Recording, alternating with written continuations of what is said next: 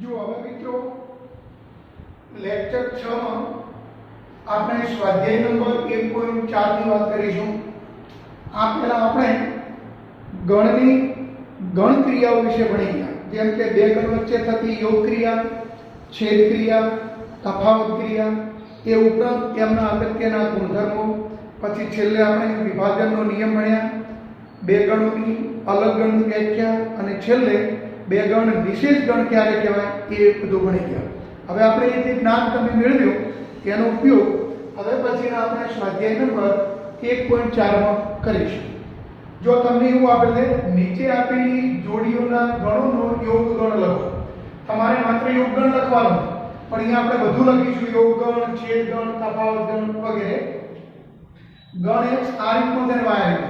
હવે x યોગ y નો મતલબ એમ થાય x માં હોય અથવા y માં હોય અથવા બંનેમાં હોય તેવા તમામ ઘટકોનો ગણ। તો 1 2 3 અને 5, બરાબર।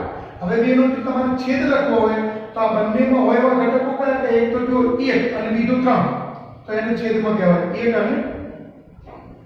હવે તમારે x - y લખવું હોય, x માં હોય પણ y માં ન હોય એવો ઘટક કયો? તો માત્ર 5। y - x y માં હોય પણ x માં ન હોય એવો ઘટક કયો? તો એક તો આમાં છે 3 છે એટલે 2, બરાબર। તો આ મળશે તમને આ બંને ગણનો યોગ ગણ, છેદ ગણ, તફાવત ગણ। હવે એ જ રીતે આપણે બે ની વાત કરીએ તો બે માં તમને આ રીતના બે ગણ આપેલા છે। ત્યારે આપણે a યોગ b કરીશું। તો a યોગ b નો મતલબ એમ થશે, જો a e i o અને u લખી દીધા। હવે આમાં કોણ કોણ વાક્યા? b અને c, આને કહેવાય યોગ। હવે આપણે બે નો છેદ લખીશું, તો a છેદ b, તો બંનેમાં હોય એવો એક જ ઘટક ખાલી a છે ગણમાં a।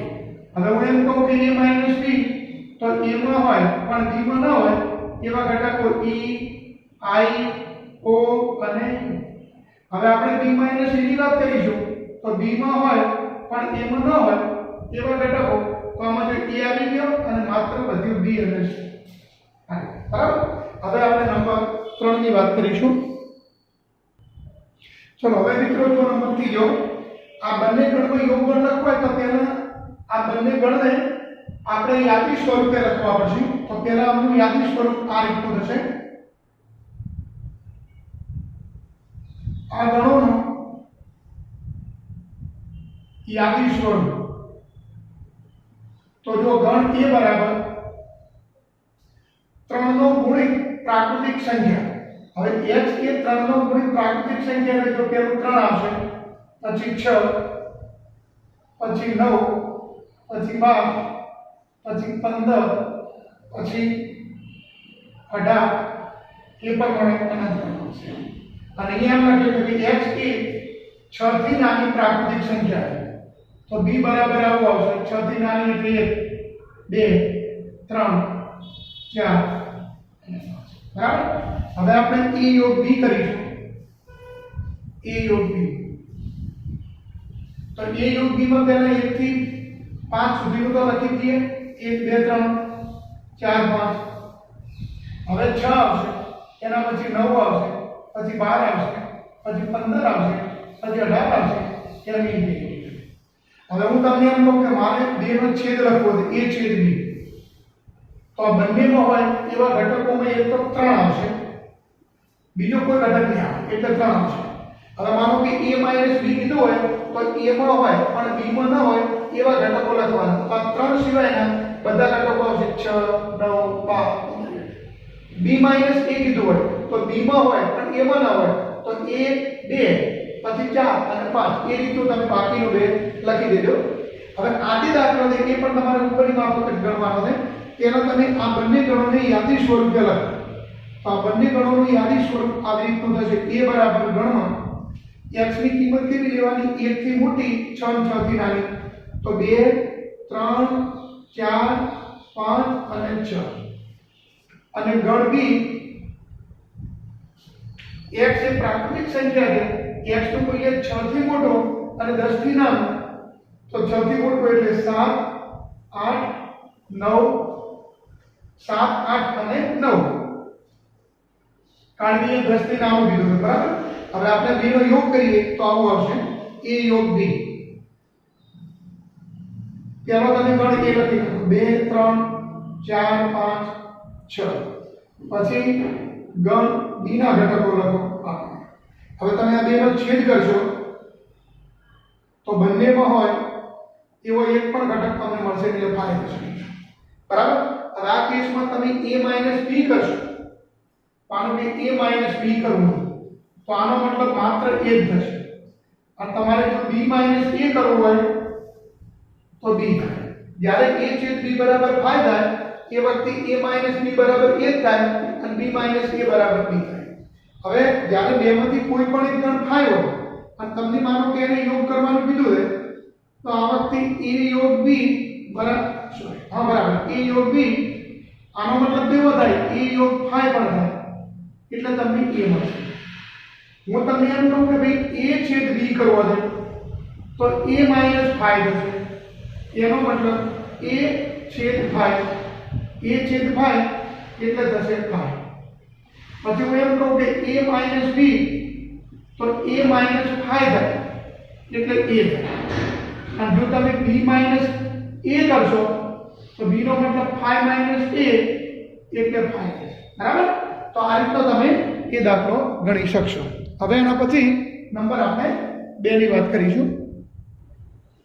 ચલો મિત્રો હવે જો એક્ઝામ્પલ નંબર બીજો ગણ a બરાબર ab અને ગણ b બરાબર abc આવલ્યો. એ ઉપગણ b એમ છે તો જો ગણ a ના બધા ઘટક ગણ b માં આવેલા છે માટે તમે એમ કહી શકો કે a ઉપગણ b છે. જો અહીં a ના બધા ઘટકો b માં આવેલા છે માટે a ઉપગણ b છે. હવે આપણે a યોગ b ની વાત કરીશું. a યોગ b a માં હોય અથવા b માં હોય અથવા બંનેમાં હોય તો તમને abc એવું છે. એનો મતલબ એમ થયો કે a યોગ b બરાબર. આવું કેમ થયું? જ્યારે a એ b નો ઉપગણ હોય ત્યારે a યોગ b બરાબર b થાય. યાદ રાખો. હવે નંબર જો ત્રીજો જો a ઉપગણ b આપેલ હોય તો a યોગ b બરાબર શું થાય? જો અહીં a યોગ a સબસેટ ઓફ b આપેલ છે માટે a યોગ b બરાબર મોટો ગણ હોય એ થાય. વધુમાં હું એક થોડી તમને બીજી વાત કરવા માંગુ છું. વધુમાં તમને એમ કીધું કે ભાઈ a છેદ b બરાબર શું થાય? તો જે નાનો ગણ હોય થાય એ થાય. એ ઉપગણ b હોય તો a યોગ b બરાબર અધિગણ b થાય અને a છેદ b બરાબર ઉપગણ એટલે કે a થાય. તમને એમ કીધું કે ભાઈ a b શોધાય. a ઉપગણ જ્યારે b હોય ત્યારે a b બરાબર 5 થાય. બરાબર? આ બે યાદ. હવે આના પછી નંબર જુઓ ચોથો. જો મિત્રો હવે એક્ઝામ્પલ નંબર ચોથો એમાં તમને 4 ગણ આપેલા છે અને આ 4 ગણ માટે તમારે આ બધા યોગ શોધવાના. એકદમ સરળ દાખલો છે. હું તમને અમુક ગણાવું અમુક તમે જાતે ગણી શકશો. a અને b નો યોગ ગણ તો પહેલા a ના ઘટકો લખી દેવાના પછી b ના જે ઘટકો બાકી રહ્યા હોય એ તમે લખી દો તો ચાલે. જેમ કે 1 2 3 4 5 અને 6 આને કહેવાય a યોગ b. હવે a યોગ c એટલે શું? તો પહેલા a ના ઘટકો લખી દો. હવે જે c ના બાકી રહ્યા લખી દો 5 6 7 અને બરાબર. હવે b યોગ c તો પહેલા b ના ઘટકો લખી દો 3 4 5 6. હવે જે બાકી રહ્યા લખી નાખો c ના 7 અને 8. બરાબર? આ તમારા હોમવર્કમાં લખવાનું. હવે આપણે a યોગ b યોગ c ની વાત કરીશું. હવે a યોગ b મારે અહીંયા પહેલેથી લખેલું છે તો a યોગ b. હવે મારે શું કરવાનું છે? યોગ c. તો આની અંદર મારે c ની વાત કરવાની. તો જો મેં કેટલા ઘટકો લખ્યું? પહેલા 1 2 3 4 5 અને 6 લખ્યું. હવે યોગ c તો આમાં કયા ઘટકો બાકી રહ્યા? 7 અને 8. આ પ્રમાણે લખવાનું છે. બરાબર? હવે a યોગ b યોગ d. a યોગ b આપણે પહેલેથી લખી દીધેલું છે. હવે એની અંદર મારે કોનો યોગ લેવાનો? d નો. તો તો પહેલા એ ઘટકો લખી દો 1 2 3 4 5 6. હવે ગણ ડી માં કયા કયા ઘટકો બાકી છે બધા તો 7 8 9 અને 10. અને આજે રહે એ મિત્રો તમારે જાતે હોમવર્કમાં લખી દેવાનું. પહેલા બી યોગ સી મેળવવાનો આપણે મેળવેલ છે એની અંદર ખાલી ડી ઉમેરી દો એટલે કયા બે ઘટકો ઉમેર્યા છે 9 અને 10. ઓકે. હવે જો એક્ઝામ્પલ નંબર 5 એક્ઝામ્પલ 5 માં તમને એવું કીધું છે નીચે આપેલી જોડીઓમાં છેદ ગણ મેળવો.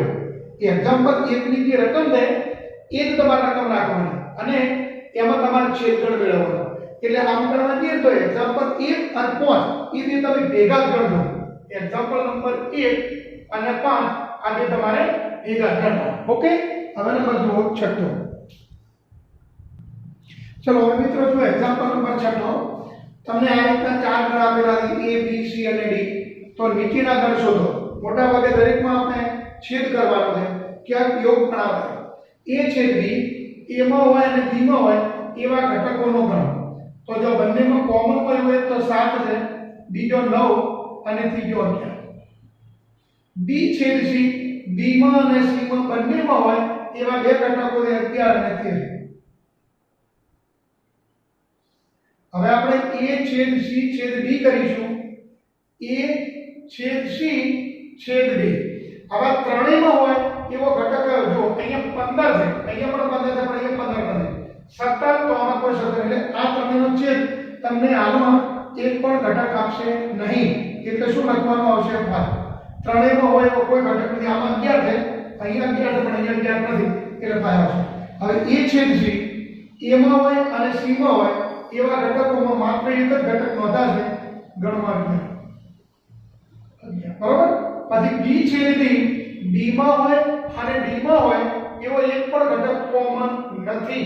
તો B છેદ D બરાબર થશે 5. હવે A છેદ કૌંસમાં B યોગ C પહેલા તમે A લખી લો. A નો મતલબ આ જે લખેલ છે 3 5 7 9 અને 11. પછી લખવાનું છે હવે B યોગ C. હવે B યોગ C જો ઉપર કે કરેલ હોય તો લખવાનું, અન્યથા નવે શક્તિ બનાવવાનું. B યોગ C નો મતલબ આમ થશે 3 પછી 5 પછી 7 પછી 9 11 અને સોરી ભૂલ થઈ. B યોગ C છે, આપણે A યોગ C કર્યું. તો B યોગ C નો મતલબ પહેલા જો B એટલે 7 પછી 9 11 13 અને પછી 15. બરાબર. હવે આપણે આ બંને ગણ વચ્ચે આ ગણ A છે અને આ ગણ B યોગ C છે. આ બંને ગણ વચ્ચે કેવી ક્રિયા કરવાની છેદની. તો આ બંનેમાં હોય એવો ઘટક પહેલો કયો તો 7, એના પછી કયો તો 9, એના પછી કયો તો 11 અને 5. હવે તમે આ જાતે ગણી દેજો હોમવર્કમાં. એમ આ પણ જાતે ગણજો. પહેલા તમારે B યોગ D કરવાનો. B નો અને D નો યોગ કરી અને એ સાથેનો છેદ લેવાનો. એ પણ મિત્રો તમે જાતે ગણી દેજો. હવે હું વાત કરું તો A છેદ B છેદ B યોગ C. હવે A છેદ B ઉપર કઈ કરેલ છે તો હા આ જો પહેલો નંબર A છેદ B માં તમને આટલા ઘટક મળે 7 9 અને 11. પછી લખવાનું છે. હવે તમારે B યોગ C કરવાનું. B યોગ C ઉપર કરેલ છે આ જો B યોગ C એનો મતલબ આવે 7 9 11 13 અને 15. હવે આ બંને ગણ વચ્ચે તમારે છેદ કરવાનો. આ બંનેમાં હોય એવા ઘટકો કયા તો 3 7 9 અને 11. આ ત્રણનો થયો. ઓકે. હવે એવી રીતે તમે આ દાખલો હોમવર્કમાં રાખો. તમે પહેલા A યોગ D ગણજો. A નો અને D નો યોગ લેવાનો. પછી B યોગ C તો આપણે કરેલું છે. આ બધા B યોગ C છે બરાબર. પછી B નો શું લેવાનો છે? ઓકે. અને આના પછી નંબર જુઓ 7. ચલો મિત્રો એક્ઝામ્પલ નંબર જુઓ 7. એમાં તમને ત્રણ ગણ આપેલા છે. આ ત્રણેય ગણ હાલમાં કયા સ્વરૂપમાં લખેલા છે? ગુણધર્મ સ્વરૂપે. આપણે પહેલા એમને યાદી સ્વરૂપે લખીશું. આ ગણોને યાદી સ્વરૂપે લખતા. આ ગણોને યાદી સ્વરૂપે લખતા. ગણ A એનો મતલબ એ થાય x એ પ્રાકૃતિક સંખ્યા છે. 1 2 3 4 5 6 ડેશ ડેશ ઇન્ફિનિટી બીજી રીતે કહીએ તો ગણ n કહેવાય।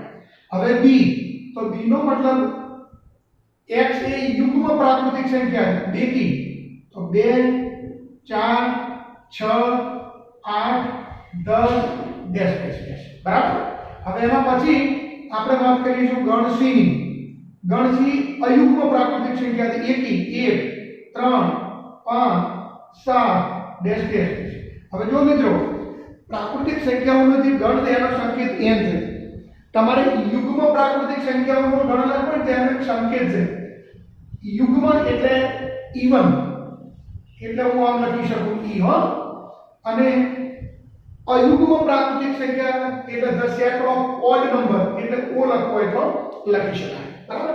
હવે આપણે આ માટે હું જે તમને કહું એ ગણોની આપણે ગણતરી કરવાની। જેમ કે નંબર 1 તો નંબર 1 માં તમને આવો માગણી કરી દે। નંબર 1 માં a છેદ b। હવે તમે જાણો છો કે આ બંને ગણ જે છે જો આ પ્રમાણે સમજાવો। અહીં આ e એ કોનો ઉપગણ કહેવાય n નો, બીજી રીતે o કોનો ઉપગણ કહેવાય n નો। એટલે તમે માનો કે n નથી લખવું તો આ રીતે પણ લખી શકશો। આ પરથી તમે એમ કહી શકો કે તેથી આપણો ગણ જે b છે એ પ્રાકૃતિક સંખ્યા ગણ a નો ઉપગણ છે, કેવી રીતે જે c છે એ પણ a નો ઉપગણ છે। તો a છેદ b જ્યારે b a નો ઉપગણ હોય તો a છેદ b બરાબર b થાય। b એટલે e। હવે નંબર જો બીજો તો બીજામાં આપણે a છેદ c a નો અને c નો તમારે છેદગણ કરવાનો। તો a નો c નો છેદગણ શું થાય? જો c a નો ઉપગણ છે તો a છેદ c બરાબર c થાય। પછી નંબર ત્રીજો a અને d એક મિનિટ a છેદ d મિત્રો માં d પણ આપેલો છે તો d ઉભારે છે અંદર રહી ગયું છે d આવેલું તથા d બરાબર ગણો x કે જે x એ અવિભાજ્ય સંખ્યા છે। કેવી સંખ્યા છે? અવિભાજ્ય સંખ્યા છે બરાબર। તો નીચેના ગણ મેળવો તો નીચેના ગણ મેળવો રકમ એક ચોથો ગણ તમે નવો મેળવો કે સરસ ચૂકથી રહી ગયો। હવે આપણે આ જે ચોથો ગણ કે એ અહીંયા લખી દઉં તથા ગણ d બરાબર અવિભાજ્ય સંખ્યામાં સૌથી નાની અવિભાજ્ય સંખ્યા 2 પછી 3 5 7 પછી 11 પછી 13 એ પ્રમાણે આગળ વધશે બરાબર। સરળ આગળ વધશે। હવે a છેદ d એમાં હોય અને d માં હોય એવા ઘટકો કયા કયા? તો જો તમે જાણો આ બધી પ્રાકૃતિક સંખ્યાઓનો ગણ છે। હવે આ જે d ને e નો ઉપગણ કહેવાય। એટલે તમને જે ચોથામાં કીધું ને a છેદ d એનો મતલબ d થાય। કારણ તમને કહું આ જે d ને d એ પણ કોનો ઉપગણ કહેવાય? ગણ a નો ઉપગણ કહેવાય। આ બધા ગણ એના ઉપગણ। હવે નંબર આવશે 4। નંબર 4 માં કેવું આપે છે? b છેદ c b છેદ c b છેદ c એટલે 5 છે। એના પછી નંબર 5 માં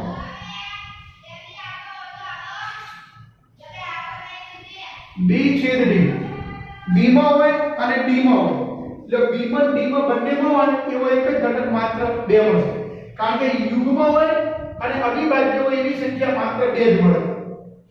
પછી 6 માં આ રીતનો આવશે c છેદ d c છેદ d c માં હોય એટલે કે આ અને d નો મતલબ આ એ બંનેમાં હોય એવા ઘટકોમાં જો એક તો પહેલો કયો ઘટક આવશે? 3 આવશે।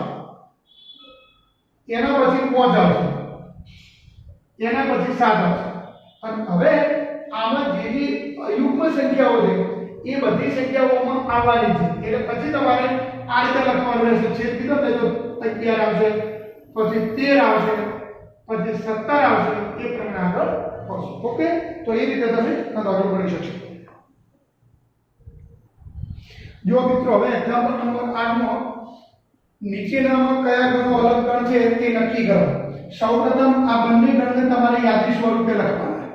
પહેલો તો યાદી સ્વરૂપમાં છે ગણ a બરાબર 1 2 3 4 તથા ગણ બી બરાબર x એ અયુગ્મ પ્રાકૃતિક સંખ્યા છે તેનું મૂલ્ય 4 ને 4 કરતા મોટો 5 અને 5 કરતા નાનો એટલે 6 6 કરતા નાનો તો માત્ર એક જ ઘટક આવશે 5 4 અને 6 વચ્ચે અયુગ્મ હોય એવી એક જ સંખ્યા તમને 5 મળશે હવે જો તમે આ પ્રમાણે જો કોનો મતલબ એમ છે કે માટે તમે a છેદ b કરો તો ફાયદો છે બરાબર માટે a અને b બંને અલગ ગણ છે a અને b અલગ ગણ છે ડિસજોઇન્ટ સેટ છે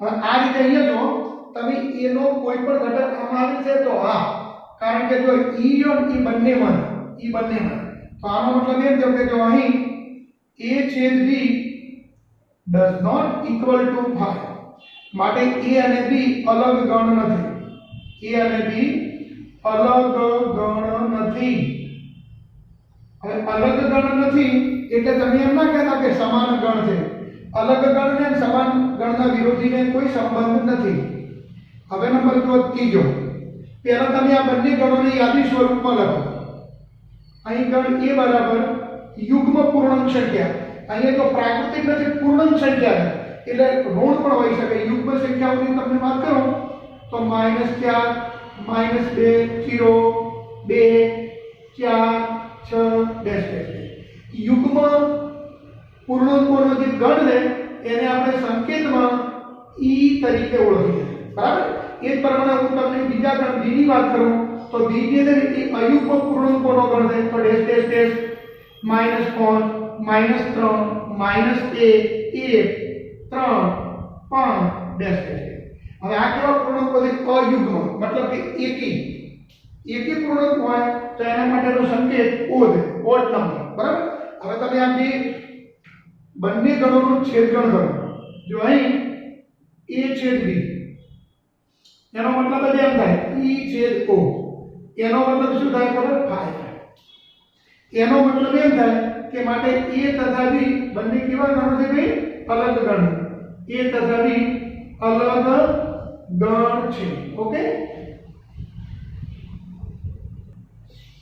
જો મિત્રો હવે એક્ઝામ્પલ નંબર 9 એમાં તમને આ રીતના ચાર ગણ આપેલા છે a b c d હવે આ ચાર ગણ માટે આપણે બે ગણ વચ્ચેનો તફાવત ગણ શોધવાનો છે ડિફરન્શિએટ a b તો a b નો અર્થ આવો થાય a માં હોય પણ b માં ના હોય તેવા ઘટકોનો ગણ જેમ કે જો a માં 3 છે b માં 3 નથી તો 3 આવશે 6 ઓમાં 6 નથી તો 6 લખવાનું 9 ઓમાં 9 નથી તો 9 લખવાનું 12 તો 12 ઓમાં છે ના લખાય 15 આમાં નથી તો લખવાનું 18 આમાં નથી તો લખવાનું 21 પેલામાં નથી તો લખવાનું હવે હું વાત કરું a c ની a માં હોય પણ c માં ના હોય તેવા ઘટકોનો ગણ જેમ કે જો અહીંયા 3 પેલામાં 3 નથી પછી 6 પેલામાં છે તો ના લખાય 9 પેલામાં નથી તો લખવાનું 12 પેલામાં છે તો ના લખાય અહીંયા 15 પેલા ગણમાં નથી તો લખાય પછી 18 પેલા ગણમાં નથી તો લખીએ પછી 21 પેલા ગણમાં નથી તો લખીએ a હવે a b a માં હોય પણ d માં ન હોય એવા ઘટકોનો ગણ જેમ કે જો 3 તો લખી શકાય 6 લખી શકાય 9 લખી શકાય 12 લખી શકાય 15 ના લખી શકાય 15 માં છે એટલે તો પછી 18 લખી શકાય અને પછી 21 બરોબર હવે b a b માં હોય પણ a માં ના હોય તો જોઈએ 4 આમાં 4 નથી તો 4 લખી શકાય પછી 8 આમાં 8 નથી તો લખી શકાય 12 આમાં 12 છે તો 12 ના લખાય 16 તો 16 આમાં નથી તો લખાય પછી 20 આમાં 20 નથી તો લખી શકાય એક વાત નોંધી લો a b અને b a આ બંને ગણ જુદા હોય સમજી ગયા હવે તમને એમ કીધું કે c c માં હોય પણ a માં ન હોય એવા ઘટકોનો ગણ તો ચલો પેલું 2 આવશે પછી 4 આવશે 6 નહીં આવે 8 આવશે 10 આવશે 12 નહીં આવે 14 આવશે અને એવી રીતનું 16 આવશે બરાબર હવે મિત્રો આ રીતે તમને બીજા ગણતર આવશે હવે હું એક ગણાવી અને પછી તમારા ઉપર છોડી દઉં તો d a d માં હોય પણ a માં ના હોય ચલો 5 તો આવશે 10 તો આવશે 15 નહીં આવે પણ 15 માં છે પછી 20 તો આવશે. હવે મિત્રો બાકીના તમે આ રીતના તફાવત ગણની રીતે આ બધા ગણી નાખજો. હું બીજા હવે તમને હોમવર્કમાં આપું છું. આ બધા સમજી ગયા કે આ બધું તમારે જાતે ગણી દેવાનું. ચલો છેલ્લો બે ગણી દઈએ. c - d c માં હોય પણ d માં ના હોય તો જો c માં હોય પણ d માં ના હોય એવો પહેલો ઘટક 2 આવશે, પછી બીજો 4 આવશે, પછી 6 આવશે, 6 આવશે બરાબર, 6 પછી 8 આવશે, 10 નહીં આવે, 12 આવશે, પછી 14 પણ આવશે અને છેવટે 16 પણ આવશે. c માં હોય પણ d માં ના હોય એવા ઘટકોનો ગણ. હવે d - c d માં હોય પણ c માં ના હોય, d માં હોય એટલે પેલું 5 આવશે, પછી 10 નહીં આવે, 15 આવશે અને પછી છેવટે 20 આવશે. બરાબર આ રીતનું. ચલો હવે મિત્રો એક્ઝામ્પલ નંબર જુઓ 10. એમાં તમને બે ગણ આપેલા છે x અને y. આ બંને ગણના સંદર્ભમાં તમારે ત્રણ વસ્તુ મેળવવાની છે. આપણે વધારાનો લખીએ x - y. x માં હોય પણ y માં ન હોય તેવા ઘટકોનો ગણ. તો તમે જાણો છો કે x માં હોય y માં ન હોય એવા ઘટકો દીધી આખે x ના જ ગણે તો x - y બરાબર x થશે. x - y બરાબર x થશે. y - x y માં હોય પણ એક મિનિટ આમ d છે ઘટક મારો એક મિનિટ જો આનો મતલબ આમ થશે x માં હોય પણ y માં ના હોય તો પેલો ઘટક a આવશે. હવે b નહીં આવે કારણ કે આમાં બીજો ઘટક જે b છે ને એ બે માટે કોમન થઈ જશે b. ઓકે હવે એના પછી c આવશે અને બીજો ઘટક હવે d નહીં આવે. જો a અને c આ બે આવશે કારણ કે b d તો માં છે. હવે y - x કરો તો y માં હોય પણ x માં ના હોય તો એવા ઘટકો કયા કયા બાકી રહે? એક તો b આવે, પેલો f આવશે અને બીજો આવશે d આવશે. હવે તમે આ બંનેનો છેદગણ લખો તો આ બંનેના છેદગણમાં કયા કયા ઘટકો નોંધાશે? એક તો b અને બીજો d. તો b અને d.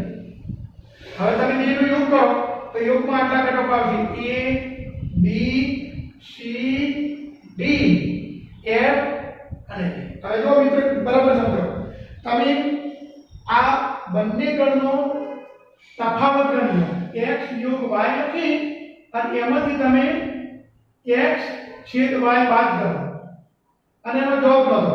આ માઈનસ આ કરો એ જે જવાબ તમને મળશે એ જવાબ આ પણ મળશે x - y યોગ y - x. આ ખાસ યાદ રાખજો આ બંને કેવું થશે? સમાન થશે. વાસ્તવમાં કોઈ પણ બે ગણ x અને y માટે x યોગ y માઈનસ x છેદ y અથવા x માઈનસ y યોગ y માઈનસ x ને બે ગણ x અને y નો સંમિત તફાવત ગણ કહેવાય. એને સંકેતમાં તમે આવી રીતે પણ દર્શાવી શકો x પછી ડેલ્ટા y. હવે આ જે ડેલ્ટા ક્રિયા છે ને એ આપણા અભ્યાસક્રમમાંથી નીકળી ગઈ. ડેલ્ટા ક્રિયાની વ્યાખ્યા આ રીતે છે. ધારો કે a અને b બે ગણ છે. ગણ a માં હોય અથવા ગણ b માં હોય પણ બંનેમાં ન હોય એવા તમામ ઘટકોથી બનતા ગણને a અને b નો સંમિત તફાવત ગણ કહે છે. તેને સંકેતમાં a ડેલ્ટા b એમ તમે દર્શાવી શકશો. હવે વાત કરીએ નંબર 11 ની. તો જો 11 માં તમને એવું આપે છે r એ વાસ્તવિક સંખ્યાઓનો ગણ છે અને q એ સમય સંખ્યાઓનો ગણ છે તો r - q શું થશે? તો જો મિત્રો એક વાત નક્કી થઈ કે અહીંયા જે q છે એ હકીકતમાં r નો ઉપગણ છે. બધી જ સમય સંખ્યાઓ વાસ્તવિક છે. હવે આપણે r - q શોધવાનું છે. r - q એનો મતલબ એમ થાય કે વાસ્તવિક સંખ્યાઓના ગણમાંથી તમારે સમય સંખ્યાઓ બાદ કરવાની છે. તો જવાબ શું રહે? અસમય સંખ્યાઓનો ગણ. અસમય સંખ્યાઓનો ગણ. બીજી રીતે અસમય સંખ્યા ગણ. હવે અસમય સંખ્યા ગણનું નામ આપણે i આપેલ છે. i the set of irrational number અથવા તમારે i ન લખવું હોય તો એનો બીજો પણ સંકેત છે t એમ લખો તો પણ ચાલે. હવે નીચેના વિધાનો સત્ય છે કે અસત્ય એ તમે જણાવો. આ દાખલો એકદમ સહેલો છે કારણ કે આમાં તમારે ખરા ખોટા નક્કી કરવાનું છે. ચલો પહેલા દાખલામાં તમને એવું આપેલ છે હું બોલું તો તમે સાંભળો. ગણમાં 2 3 4 5 અને બીજા ગણમાં 3 અને 6 આપે છે. પહેલામાં એવું આપેલ છે 2 3 4 અને 5 અને બીજા ગણમાં એવું આપેલ છે 3 અને 6 જો આ બંને ગણ અલગ ગણ કહેવાય ને તમે આ બેનો છેદ કરો તમે બેનો છેદ કરશો ને તો ફાઈ નહીં થાય કારણ કે ગણમાં શું આવશે 3 આવશે આ બંનેનો છેદગણ ફાઈ થશે નહીં માટે તમને એમ આવે કે પહેલો ગણ અને બીજો ગણ પરસ્પર અલગ ગણ છે તો આ વિધાન કેવું કહેવાય અસત્ય તો પહેલાનો જવાબ આવશે અસત્ય હવે હું તમને બીજાની વાત કરું તો a e i o u અને બીજો ગણ છે a b c d આ બેનું તમે છેદ લો તો ગણમાં a આવે તો આ જે બે ગણ છે એ પણ અલગ ગણ નથી તો આ જે વિધાન છે એ પણ કેવું કહેવાય મિત્રો અસત્ય હવે આપણે ત્રીજાની વાત કરીએ તો 2 6 10 14 અને પેલી બાજુ 3 7 11 15 આ બંને ગણ અલગ ગણ છે જો આ બેમાં એવો એક પણ ઘટક કોમન નથી તો આ બંને અલગ ગણ છે એટલે કે સત્ય છે પછી ચોથું જુઓ તો 2 6 10 પેલી બાજુ 3 7 11 એ પણ બંને ગણો કેવા કહેવાય અલગ ગણ તો એ વિધાન પણ સત્ય છે આટલા આવતા આપણો સ્વાધ્યાય પૂરો થાય ચલો હવે મિત્રો જુઓ આપણે થોડી થિયરીની વાત કરીશું આપણે કુલ ગણમાં 3 ક્રિયાઓ ભણી ગયા યોગ ક્રિયા એના પછી છેદ ક્રિયા એના પછી તફાવત ક્રિયા હવે ગણોમાં ચોથી ક્રિયા આવે છે પૂરક ક્રિયા હવે પૂરક ક્રિયાની વ્યાખ્યા આ રીતે છે ધારો કે એ કોઈ ગણ છે અને યુ સાર્વત્રિક ગણ છે સાર્વત્રિક ગણ યુ માં આવેલા હોય પરંતુ ગણ એમાં આવેલા ન હોય તેવા ઘટકોના ગણને સાર્વત્રિક ગણ યુ ની સાપેક્ષ એનો પૂરક ગણ કહે છે પૂરક ગણને અંગ્રેજીમાં ધ સેટ ઓફ કોમ્પ્લિમેન્ટ પણ કહેવામાં આવે છે એટલે એનો એક સંકેત a ડેશ એ ઉપરાંત તેનો બીજો સંકેત ac પણ છે તો જુઓ પદ્ધતિસરની વ્યાખ્યા આ રીતે છે ધારો કે એ કોઈ ગણ છે સાર્વત્રિક ગણ u ના a સિવાયના બાકીના તમામ ઘટકોથી બનતા ગણને u ની સાપેક્ષ એનો પૂરક ગણ કહે છે આ પૂરક ક્રિયાની એ ગમે તે ગણની સાપેક્ષ બનતી હોય મોટા ભાગે u ની સાપેક્ષ હોય તો આપણે એ રીતનો અંદર લખવાના છે u ની સાપેક્ષ એનો પૂરક ગણ તેને સંકેતમાં a ડેશ અથવા ac વડે દર્શાવાય છે a ડેશ મેળવવાની ગાણિતિક ક્રિયાને પૂરક ક્રિયા પણ કહે છે આમ a ડેશ એ એવા xનો ગણ છે કે જે x u માં છે પણ શેમાં નથી a માં નથી ઉદાહરણ તરીકે u બરાબર આપણે આ રીતના ઘટક લીધા હોય a 1 4 અને 8 લીધા હોય તો a ડેશ આવો થાય u માં હોય પણ a માં ના હોય તો જુઓ u માં હોય પણ a માં ના હોય 1 ના આવે 2 આવશે 4 નહીં આવે 5 આવશે 8 નહીં આવે 9 આવશે આ એની જેને આકૃતિ છે આજે મેં અંદર જે દોર્યું ચક્રનું એક ગણ એ દર્શાવે છે a માં ન હોય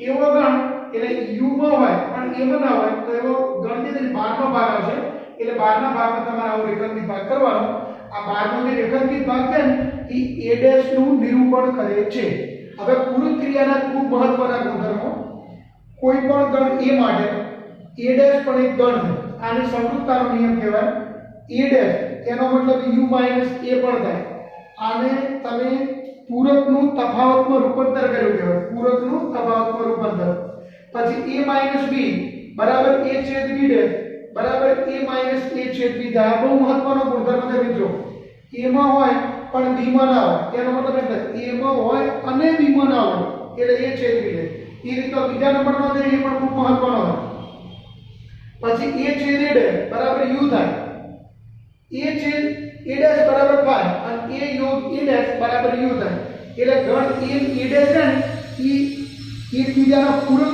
પણ કહેવાય એકબીજા માટે પરસ્પર અલગ ગણ પણ કહેવાય અને નિશેષ પણ કહેવાય બરાબર કોઈ પણ બે પૂરક ગણ એ હંમેશા અલગ ગણ પણ કહેવાય અને નિશેષ ગણ પણ કહેવાય પછી નંબર 6 આ નિયમને પૂરકનો પૂરક કહેવાય કોઈ પણ ગણના પૂરકનો પૂરક એટલે મૂળ ગણ પોતે પછી સાર્વત્રિક ગણનો પૂરક ગણ એટલે ખાલી ગણનો પૂરક ગણ એટલે સાર્વત્રિક ગણ પછી જો x એમાં હોય તો x કોઈ દિવસ a ડેશ માં હોય નહીં અને છેલ્લા બે નિયમો ખૂબ મહત્વના છે આ બંને નિયમોને ડ મોર્ગનના નિયમો અથવા ડી મોર્ગનના નિયમો કહેવાય કોઈ પણ બે ગણના યોગનો પૂરક એ એમના પૂરકોના છેદ જેટલો થાય અને નંબર બીજો કોઈ પણ બે ગણના છેદનો પૂરક એ એમના પૂરકોના યોગ ગણ જેટલો થાય. બરાબર? તો આ થિયરી ખૂબ મહત્વની છે મિત્રો. આ ખાસ યાદ રાખજો. હવે આના પછી આપણે સ્વાધ્યાય નંબર આગળની વાત કરીશું. ચલો મિત્રો, હવે જો સ્વાધ્યાય નંબર 1.5 એમાં એક્ઝામ્પલ નંબર 1. હમણાં તમે તાજેતરમાં પૂરક ક્રિયા વિશે ભણી ગયા. એના ઉપરનો સમગ્ર સ્વાધ્યાય 1.5 છે. તમને સાર્વત્રિક ગણ યુ આ રીતનો આપેલો છે, બાકીના ત્રણ ગણ આ રીતના. તમારે a' શોધવાનો. a' નો અર્થ શું થાય ખબર? u માં હોય પણ a માં ન હોય તેવા ઘટકોનો ગણ. જો મિત્રો અહીં a' એનો મતલબ એમ થાય u - a થાય. u માં હોય પણ a માં ના હોય. તો જો પહેલા 1 તો 1 નહીં આવે, 2 નહીં આવે, 3 નહીં આવે, 4 નહીં આવે, તો આટલા આવશે 5 6 7 8 અને 9. બરાબર? આ a' તમે સીધે સીધો a' લખો લખી. જેમ કે હું સીધે સીધો b' લખો તો આમ થાય. u માં હોય પણ b માં ના હોય તો પહેલો ઘટક કયો આવશે? 1. પછી 2 નહીં આવે, 3 આવશે, 4 નહીં આવે, 5 આવશે, 6 નહીં આવે, 7 આવશે, 8 નહીં આવે, 9 આવશે. હવે a યોગ c નો ડેશ આ ડાયરેક્ટ નહીં લખી શકાય. પહેલા તમે a યોગ c કરો. a યોગ c તો a માં હોય અથવા c માં હોય અથવા બંનેમાં હોય એવા ઘટકોનો ગણ. જેમ કે 1 2 3 4 એમાં આવી ગયા. પછી પેલી બાજુ 5 અને 6 આટલા ઘટકો. હવે તમારે આનો કરવાનો ડેશ. a યોગ c નો ડેશ. તો આનો મતલબ એમ થશે કે u માં હોય પણ આમાં ના હોય તો એવા કયા કયા ઘટકો જો 1 2 3 4 5 6 સુધીના તો થઈ ગયા. તો વધ્યા ગયા 7 8 અને 9. બરાબર? હવે a યોગ b નો ડેશ. તો પહેલા તમે a યોગ b કરો. પહેલા શું કરો મિત્રો? a યોગ b કરો. તો a યોગ b નો મતલબ એમ થાય 1 2 3 4 6 અને 8 a અને b નો યોગ કર્યો.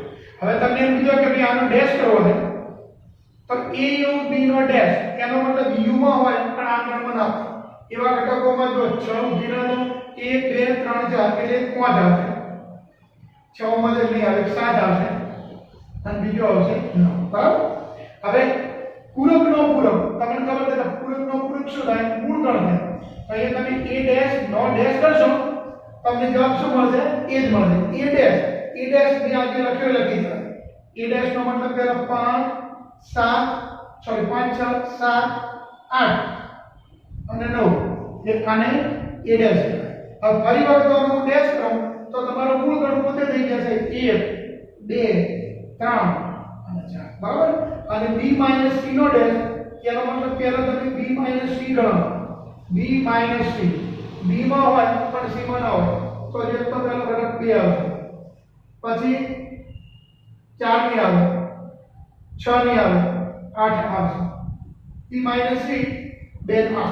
હવે હું આનો પૂરક કરું તો મને આવું મળશે b - c નો પૂરક એનો મતલબ u માં એવા ઘટક કે જે 2 ના હોય. તો જો એક તો પહેલો 1 લખો, 2 નહીં લખવાનો, પછી 3, પછી 4, પછી 5, પછી 6, પછી 7, 8 નથી લખવાનું, 9. આનો જવાબ. ઓકે? હવે આના પછી એક્ઝામ્પલ નંબર 3 બીજો છે મિત્રો. એ તમે આ રીતે જાતે ગણી શકશો. જો u બરાબર ગણમાં a b c d e f g h હોય તો નીચેના ગણોના પૂરક ગણ શોધો. a ડેશ તો તમે u માં હોય પણ a માં ન હોય એવા ઘટકો કયા કયા લખી શકો? d e f g અને h. તો આ જે બીજા નંબરનો દાખલો છે એ મિત્રો તમે જાતે હોમવર્કમાં ગણી લેજો. બરાબર? બીજો દાખલો રહ્યો હોમવર્ક. હવે એક્ઝામ્પલ નંબર આપણે 3 થી શરૂઆત કરીશું.